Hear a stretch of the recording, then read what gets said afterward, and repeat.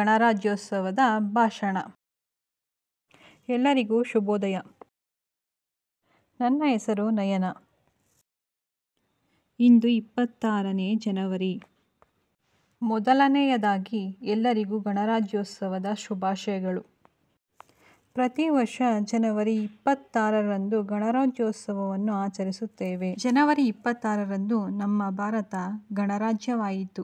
ಗಣರಾಜ್ಯೋತ್ಸವ ಭಾರತದ ರಾಷ್ಟ್ರೀಯ ಹಬ್ಬವಾಗಿದೆ.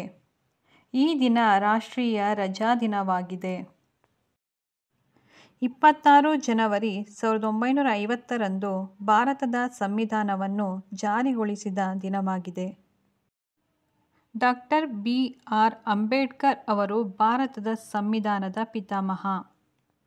ಭಾರತದ ಸಂವಿಧಾನವು ಸರ್ವರಿಗೂ ಸಮಾನತೆಯನ್ನು ಒದಗಿಸಿದೆ. ಮೂಲಭೂತ ಹಕ್ಕು ಮತ್ತು ಕರ್ತವ್ಯಗಳನ್ನು ನೀಡಿದೆ. ಭಾರತಕ್ಕೆ ಸಂವಿಧಾನ ಬಹುದೊಡ್ಡ ಬಲ.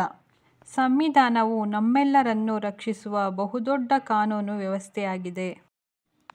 ಗಣರಾಜ್ಯೋತ್ಸವ ಹಬ್ಬವನ್ನು ಸಡಗರ ಮತ್ತು ಸಂಭ್ರಮದಿಂದ ಆಚರಿಸಲಾಗುತ್ತದೆ